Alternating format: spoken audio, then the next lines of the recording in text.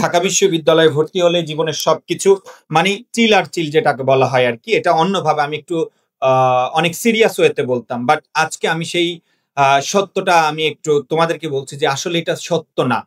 ঢাকা বিশ্ববিদ্যালয়ে ভর্তি হওয়ার পরে তোমার আসল লাইফটা এখান থেকে শুরু হবে। আমি ঢাকা বিশ্ববিদ্যালয়ে ভর্তি হয়েছি একটা উদ্দেশ্য নিয়ে। আমি আমি একদম অনেক ছোটবেলা থেকে একটা স্বপ্ন ছিল যে আমি পড়াশোনা করব এবং আমি বিজনেস করব। মানে আমার ফোকাসটা যেরকম ছিল আরকি। সো আমি ঢাকা বিশ্ববিদ্যালয়ে ভর্তি হওয়ার পরে ঢাকা বিশ্ববিদ্যালয়ে দেয় না এরকম কিছু নাই আমার জীবনে। মানে একটা মানুষের মানে যতটুকু চাওয়া পাওয়া থাকতে পারে। আমি মাদ্রাসা থেকে পড়তাম। আমি জানতাম না কিভাবে ইংরেজি বলতে হয়, কিভাবে শিখতে হয়, কিভাবে লিখতে হয়। আজকে যারা এখানে এসে পাকাপাকি করছো, আমার মনে পড়ছে এইরকম একটা মঞ্চে আমিও বক্তৃতা দিয়েছিলাম। আমি পারি নাই, আমিও শেষ করতে পারি নাই। বাট আমার স্টুডেন্টরা অনেক, অনেক ভালো করছে আলহামদুলিল্লাহ। সো তোমরা যারা এখানে আছো প্রিয় ভাই বোনেরা, তোমরা ভাবছো যে তোমরা সফলতার একদম চূড়ায় এসে গেছো। একদম তোমার লাইফে আর কিছুই না। না, এটা একটা স্টেজ মাত্র। তোমার সামনে অনেক লম্বা পথ আছে, অনেক ভালো কিছু করতে হবে। সো এই ঢাকা বিশ্ববিদ্যালয় আমাদেরকে অনেক কিছু দিবে, বাট তুমি যদি স্রোতের সাথে গা ভাসিয়ে দাও, তুমি কিন্তু এখান থেকে হারিয়ে যাওয়ার সম্ভাবনা থাকবে। তো তোমরা, আমার একটা অনুরোধ থাকবে সব সময় যে শেকড়কে ভুলে যেও না। তোমরা যদি তোমার পরিবারকে ভুলে যাও, বাবা মাকে ভুলে যাও, তোমার অতীতকে ভুলে যাও, তাহলে তুমি কখনোই নেভার এভার তুমি তোমার ফোকাস ঠিক করতে পারবা না।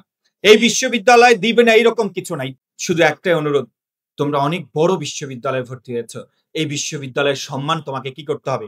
রাখতে হবে। তুমি যাই করো, তুমি চাকরি করো, তুমি বিজনেস করো, তুমি দেশের বাইরে পড়াশোনা করো, বাট এই যে আজকে যেখানে বসে আছো তুমি, এইরকম টাইম, এইরকম সময় তোমার জীবনে আর কখনো আসবে না। Trust me.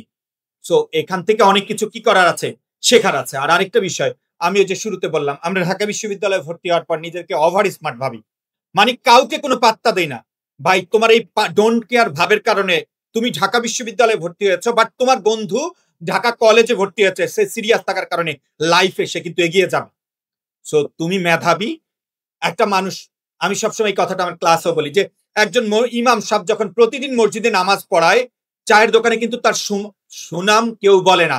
বাট প্রতিদিন নামাজ পড়ায়, একদিন যদি সে কোনো জায়গায় একটা বাজে আড্ডায় দেয়, পরের দিন কিন্তু চায়ের দোকানে তার নামের এগেইনস্টে অনেক বাজে কথা ছড়ায়। দেখো, ভালো কাজ করার কিন্তু শেষ নাই।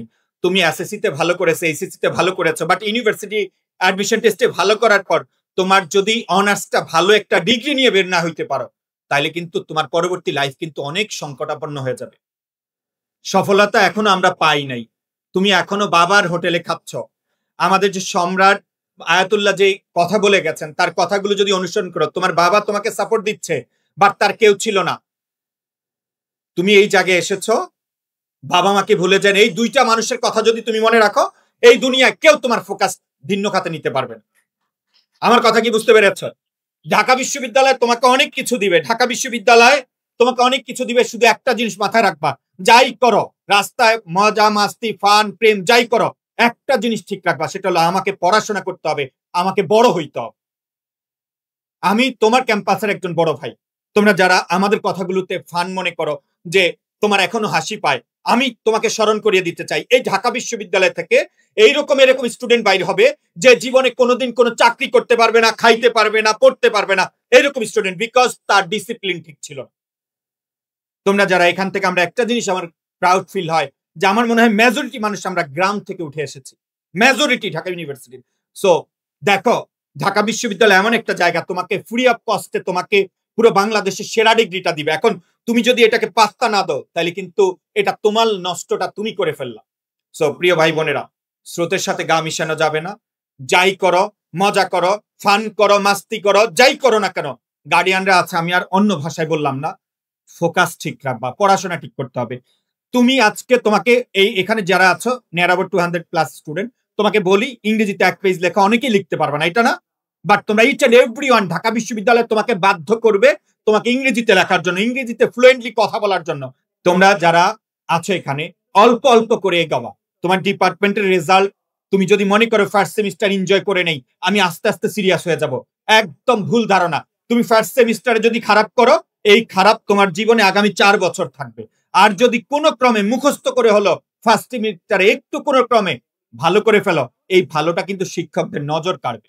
ঢাকা বিশ্ববিদ্যালয় অনেক কিছু দিয়েছে, কিন্তু প্রথম যে হল লাইফে জানিয়েছে তা আমার মানে বলার ভাষা নাই। আমি যেহেতু প্রাইভেট ইউনিভার্সিটিতে পড়তাম, আমি ঢাকা বিশ্ববিদ্যালয়ে আসার সময় একটা লাগেজ নিয়ে আসছিলাম।